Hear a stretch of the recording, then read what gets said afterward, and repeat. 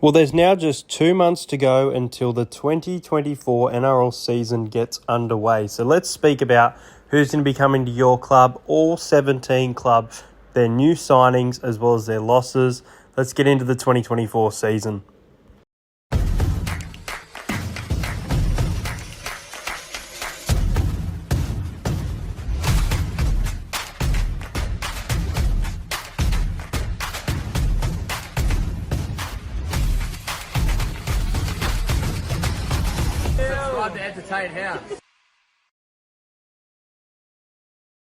So the Brisbane Broncos will absolutely want to go one better this season after, missing the 8 in 2022, replicating a great season, and then 2023 just losing to the Penrith Panthers in an incredible grand final.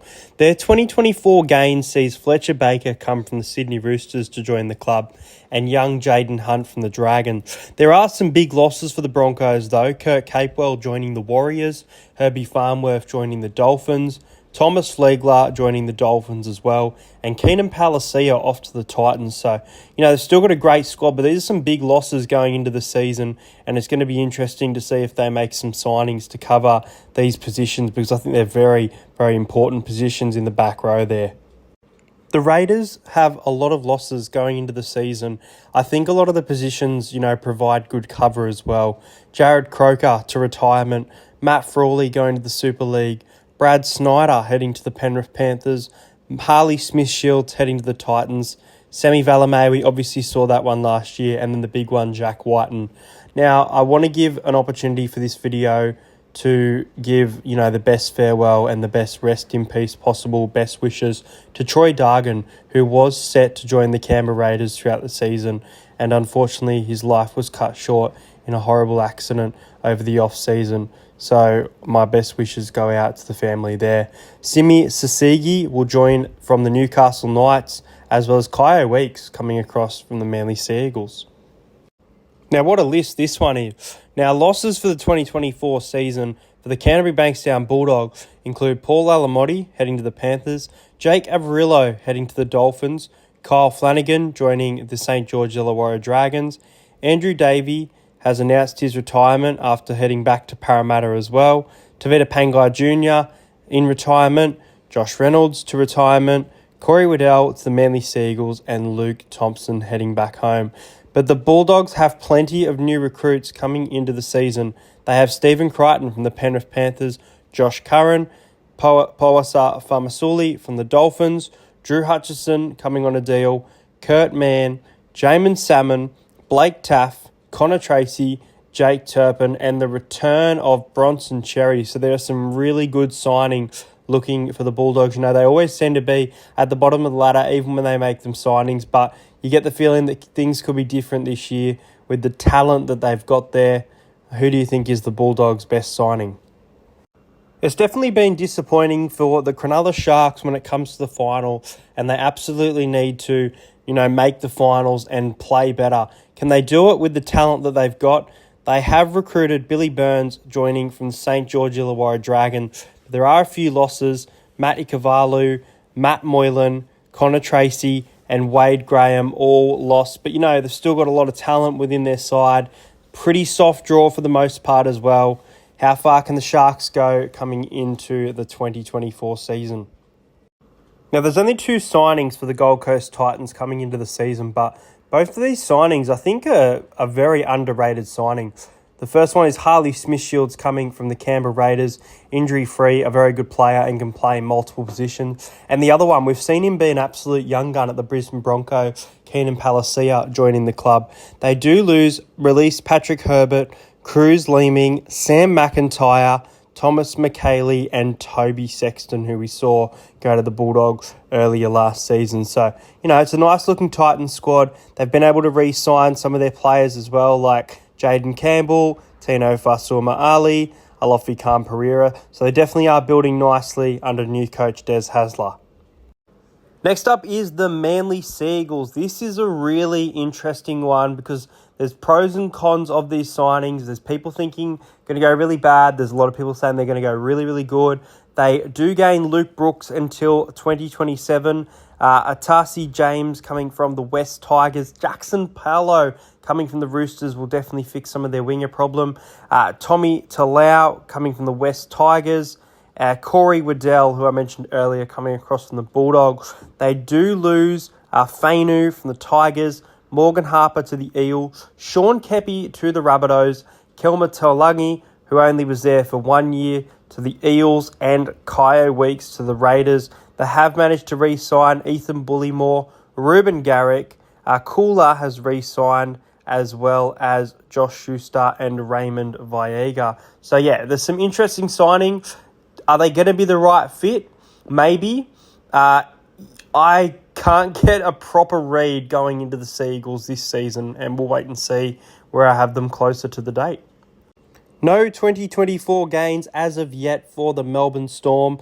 They do lose Jaden Nikorima heading to the Super League, as well as Tarek Sims. His NRL side of the career seems to be over. And Tom Eisenhuth, who I actually didn't know until reading the off to the St. George Illawarra Dragon, have been able to re-sign the big dog Nelson Asafa Solomona, Tui Kamikamika, who I remember speaking about last year being off contract, and Nick Meaney, at least for the season, as well as Will Warbrick. So things building nicely at the Melbourne Storm if fully fit. Well, what a season it was in 2023 for the New Zealand Warriors, and things could get better. You know, they were in the prelim this last year, and they gain Kurt Capewell from the Brisbane Broncos, a very experienced back rower. Chanel Harris-Tavita getting that homecoming back to the Warriors, as well as the big one Warriors fans are very excited for, Roger Tuivasa-Sheck. They do lose Josh Curran, Bailey Sirenen, and Viliami Viella going into this season, but they have been able to re-sign Wade Egan on a new deal, which is great. Marcelo Montoya and also Jazz Tavaga, as well as Sean Johnson, at least for the 2024 season. So, you know, some really nice signings here. The Warriors always seem to do it. Well, the overachievers of the year, the Newcastle Knights, went on a massive run, and they have also went on a bit of recruitment in the 2024 season. Jack Cogger joining the Knights from the Penrith Panthers, Jed Cartwright heading over to Newcastle from the Rabbitohs. Tom Jenkins joins the Knights via the wing. Could be a good replacement there for Dominic Young. Kai Pearce-Paul joining from Wigan, and Will Price joining from Huddersfield Giants. There are some losses going into the season. Adam Clune and Lachlan Fitzgibbon both heading to the Super League. Kurt Mann joining the Bulldogs. Lockie Miller joining the Super League, and the big one, obviously, Dominic Young heading over to the Roosters. They have been able to sign Greg Marju, Phoenix Crosland, and Tyson Frizzell on long-term deals, though. But can the Knights replicate the success that they had in 2023? I've got no doubt in my mind that the Cowboys are absolutely disappointed on their outcome in the 2023 season. They do welcome back Jake Clifford joining the club, Thomas McKaylee to boost the forward pack, and Viliami Viella from the New Zealand Warriors, a nice little signing there. They do lose Peter Hiku and James Tarmow due to retirement. They have been able to re-sign Jake Granville, Jordan McLean, Jeremiah Nanai on a long-term deal, Jermaine Tanua-Brown and Reece Robson. So some nice signings there, and being able to lock up players long-term is very important, but they definitely want to have another successful season. It's a pretty good squad on paper, and we've seen what they're capable of in recent years. Next up is the Parramatta Eels. Now, going into this season, we have gained Morgan Harper from the Manly Sea Eagles.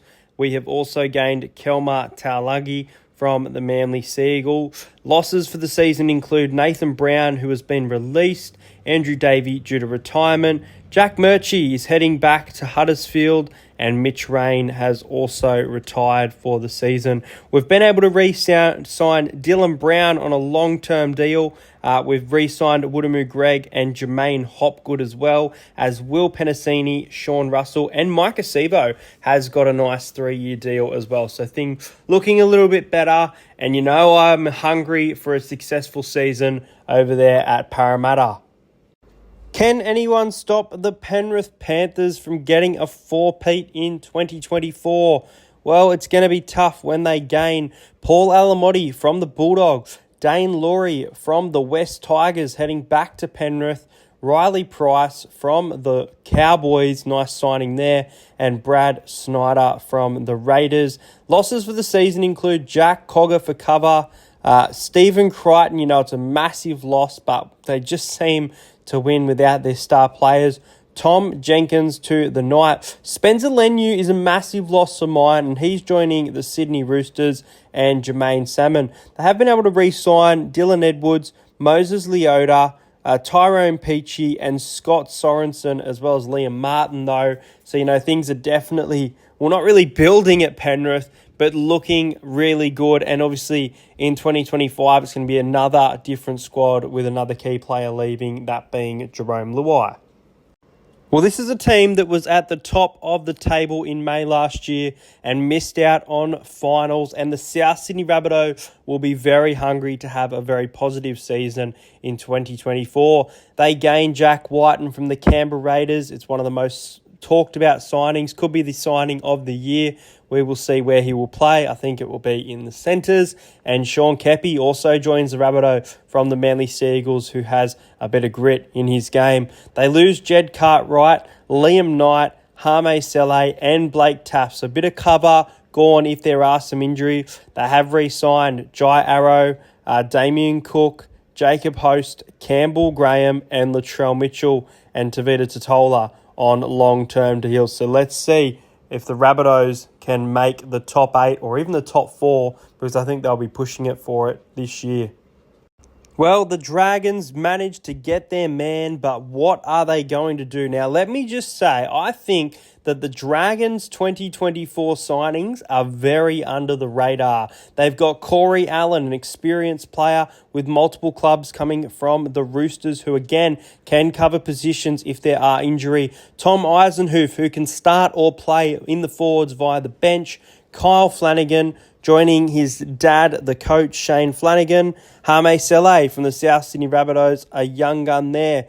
They do lose Billy Burns, Jaden Hunt, Zane Musgrove, Moses Mbai, Jaden Sullivan, and Aaron Wood. So there are a few losses for the season, and I don't see them having the greatest season in the world, but I do rate their signings, and I think if they're able to lock them up for the next couple of years, we could see success in the coming years. Next up, it is the Sydney Roosters. Now, I mentioned this one. The gain of Spencer Leniu is a massive one coming from the Panthers. I think he's a great player. Also, Dominic Young joins the Roosters from the Newcastle Knights on a deal. This is going to be really interesting. He's a try-scoring machine, and the Roosters were definitely in need of an experienced winger like this who can just, score for fun. There are some losses for the Roosters, though, heading into the season. Corey Allen, Fletcher Baker, Drew Hutchison, Matt Lodge, Paul Momirovski, Jackson Paolo, and Jake Turpin. So, yeah, definitely some losses there. Looks to be losing Joseph Suwali next season due to rugby union. Victor Radley signed on a long-term deal, and Jared Warrior-Hargraves signed on just for this season. Wayne Bennett's second year with the Dolphins begins in 2024, and he has definitely done some recruiting for the season. Jake Averillo, joining from the Bulldogs, can play at fullback or in the centres.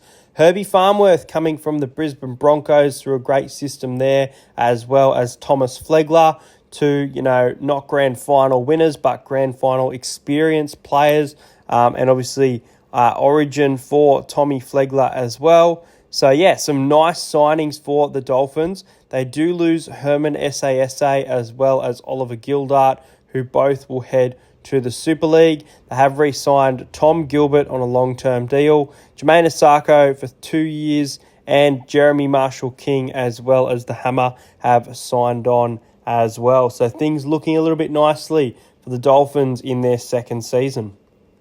And lastly, the back-to-back wooden spooners, the West Tigers, welcome Aiden Caesar to the halves as Luke Brooks heads to the Manly Seagull. Jaden Sullivan joining from the St. George Illawarra Dragons. Joe Offahengawi was earlier released last season, but we can officially call it a loss there. Tommy Talau going to the Manly Seagull, as well as Ken Mamalo joining the Gold Coast Titans. and Dane Laurie to the Panthers. So, again, a little bit of cover, some starters too. I definitely think as good as Laurie is, that Buller is their long-term fullback. And, looking to re-sign him till 2027 was the right move. Alex Twal, the try-scoring machine, has re-signed with them as well. And hopefully the Tigers are on the up this season for the fans. Anyway, guys, I hope you enjoyed this video. Make sure you do like and subscribe to the channel. Let me know who you're looking forward to welcoming to your club in 2024. Hope you enjoyed it. Let's see who the signing of the year is. I look forward to doing this next year. This has been a full breakdown of the NRL players changing clubs and re-signing in 2024. Make sure you subscribe if you're new around here, and I'll see you guys later.